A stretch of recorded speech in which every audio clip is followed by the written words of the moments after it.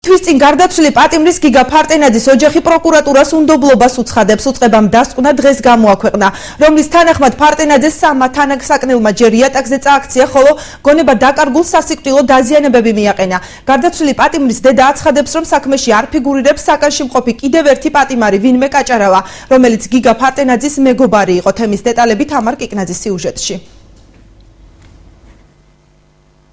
2014 წლის 4 მარტს ნომერ მე-14 დაწესებულების საკანში, რომელშიც გიგა ფარტენაძე სასჯელს იხდიდა, პატიმრებს შორის სიტყვიერი ჩალაპარაკება დაიწყო, რაც ფიზიკურ დაპირისპირებაში გადაიზარდა, რა დროსაც გიგა ფარტენაძე იატაკზე წააქციეს, მან გონება დაკარგა და წინააღმდეგობის გაწევა ვეღარ შეძლო, თუმცა ისინი მაინც აგრძელებდნენ გიგას ცემას გულმკერდის, კისრისა და სახის არეში. აღნიშნული ქმედება სასჯელ აღსრულების დეპარტამენტის თანამშრომლებმა აღკვეთეს, რომლის დროსაც გიგა ფარტენაძე საპატიმროს სამედიცინო ნაწილში გადაიყვანეს, სადაც გაწეული დახმარების მიუხედავად იგი გონს მოუსვლელად გარდაიცვალა. ასეთია დასკვნა, რომელიც პროკურატურამ გიგა ფარტენაძის საქმესთან დაკავშირებით გამოაქვეყნა. პატიმრის გიგა ფარტენაძის გარდაცვალების ფაქტზე არსებული სისხლისამართი საქმე გახსნილია. გიგა ფარტენაძის სამ თანასაკნელს, ესენი არიან შოთა შანიძე, ლევან მოისწრაფიშვილი და გიორგი სეხნიაშვილი.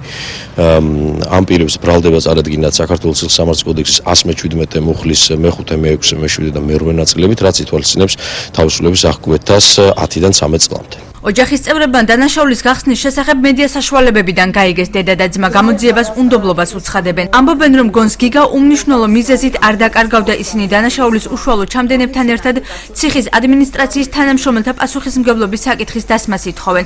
მით უფრო, რომ გიგა ფარტენაძე სასჯელს იმ ადამიანებთან ერთად იხდიდა, რომელთა შორის სერიული მკვლელები იყვნენ.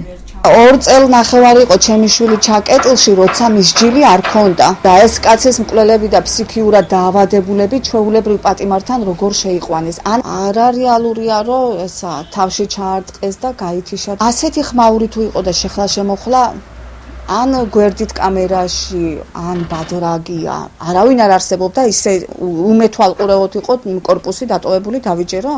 ძალიან არაკომპეტენტური განცხადებაა, მე ვფიქრობ, და ამავდროულად ისინი თავს იცილებენ, ადმინისტრაციის პრობლემას იცილებენ თავზე, იმიტომ რომ რეალურად აქ დასაჯდელია, ზუსტადაც მე ვითხოვ, ბადრაგიდან დაწყებული, რომელიც იმ დღეს სმენაში იყო, დამლაგებით დამთავრებული. საკანში, როგორც გიგას დედა ამბობს, მის შვილთან ერთად ახლო მეგობარი გუ კაჭარავაც იმყოფებოდა, რომლის შესახებაც ცნობები არსად არ ფიქსირდება. მზიანი ქაბაძეს აინტერესებს, რას აკეთებდა იგი იმ დროს, როდესაც მის შვილს სასიკვდილოდ სცემდა. კაჭარავა იმყოფებოდა საკანში, იყო მისი მეგობარი და ძალიან მაინტერესებს, რატომ არ ფიგურირებს არსად.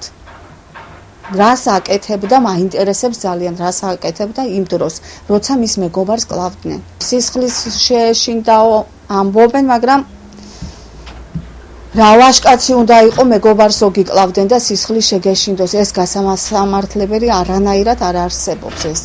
თუ შეეშინდა, რატომ არ იყვირა? სად იყო ციხის ადმინისტრაცია ღამის 3-ის ნახევარზე, როდესაც აბსოლუტურად მდუმარება არის ჩამოწოლილი ციხეში და სად იყო ის ადამიანი, რომელიც თვითონ შეიყვანა მან იქ თავისი მეგობარი რას აკეთებდა ამ მხრივ. კაჭარაბას ოჯახის წევრმა მაცნესთან სატელევიზიო კომენტარი არ ისურვა, თუ კი გიგა ფარტენაძის დედას კითხვები აქვს პირდაპირ ოჯახთან უნდა გაარკვიოს და არა ტელევიზიით.